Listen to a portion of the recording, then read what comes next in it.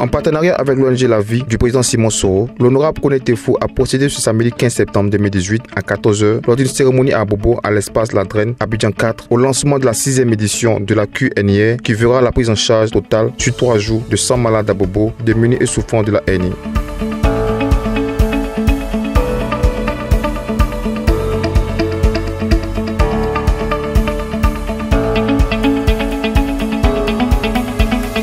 Ces bénéficiaires de l'opération gratuite ont à l'occasion rendu hommage au président de l'ONG La Vie, Simon Soro, le frère cadet du président de l'Assemblée nationale de Côte d'Ivoire. Ce dernier était accompagné d'une forte délégation de députés, dont le représentant de Guillaume Soro, parrain de la cérémonie, Kanangui Mamadou Soro. C'est d'ailleurs lui qui a transmis le message du président Soro aux populations d'Abobo qui ont effectué massivement le déplacement pour l'écouter. Dans ce message, Guillaume Soro a réitéré son soutien au candidat Kone Tefou à l'élection municipale de la commune.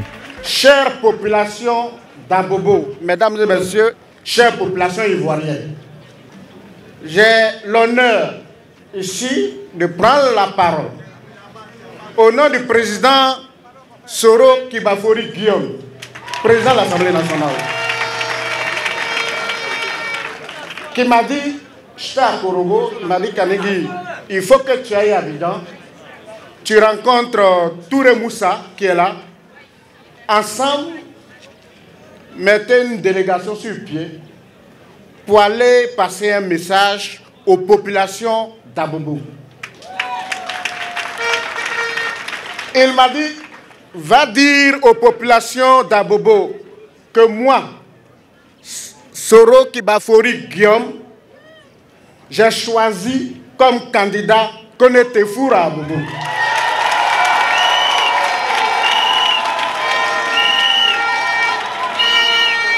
Je suis venu donc vous dire qu'à Bobo, le candidat de Guillaume Soro, c'est Kone Tefou. Point.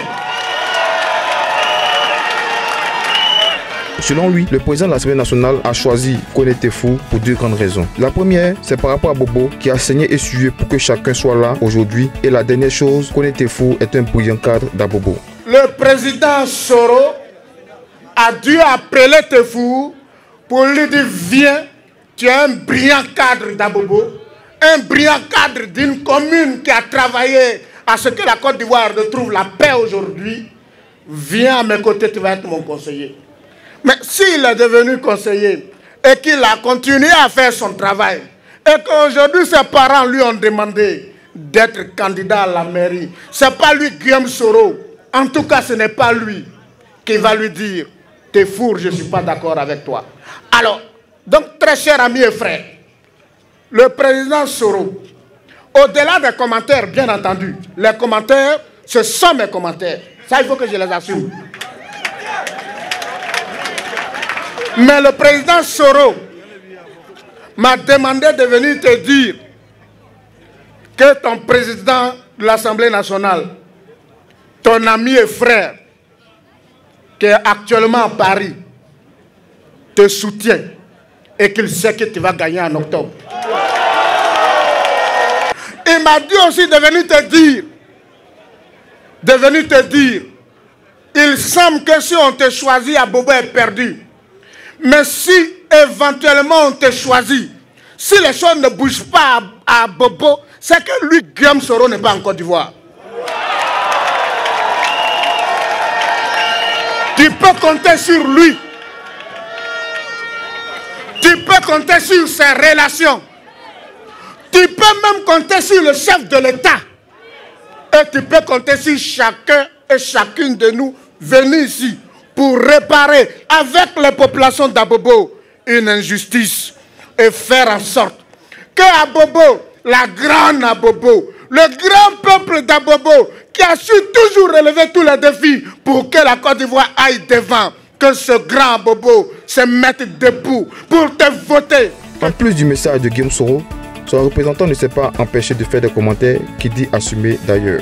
Il a dénoncé le fait que certains candidats font du chantage et veulent réduire la population d'Abobo à la mendicité. Il est méchant de dire que si on n'a pas choisi X ou Y, on n'arrangera pas Abobo pendant que le corps d'Abobo sont en train de pourrir encore.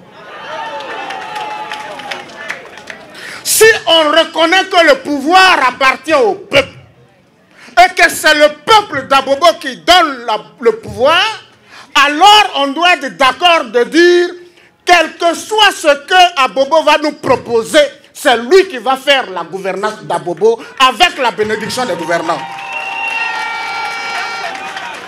Mais venir s'arrêter sur le sang, sur la sueur des enfants des gens, pour dire si vous ne laissez pas votre fils pour choisir un d'entre nous, on ne fera rien pour vous. Dieu ne vous pardonnera jamais. Il demande enfin aux distributeurs automatiques des billets de banque de faire en sorte que les enfants d'Abobo gagnent du travail, gagnent des marchés, soient des responsables politiques de haut niveau pour s'occuper du quotidien de leurs enfants, femmes et parents. Souvent, les riches font une erreur. Ils pensent que quand ils passent et qu'ils distribuent de l'argent, ils partagent le bonheur. Mais ils ne savent pas que chaque fois qu'ils distribuent trop d'argent, ils montrent aux gens qu'eux seuls ont gardé trop d'argent et que les autres n'ont rien eu.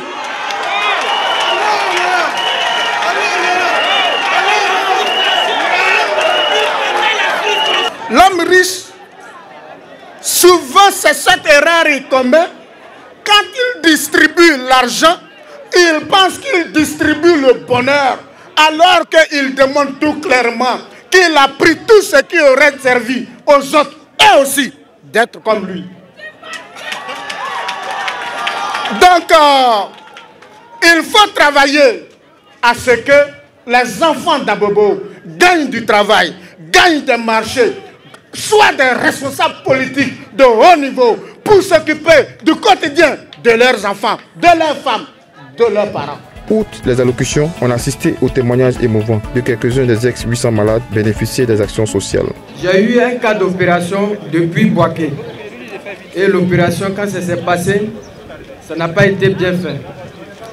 Et pour remettre, j'avais l'intestin au dehors. Je n'avais plus l'argent pour continuer mes opérations. Et j'avais besoin d'argent pour continuer mes opérations. Et j'ai décidé de venir à Abidjan pour voir ma soeur pour qu'on puisse m'aider.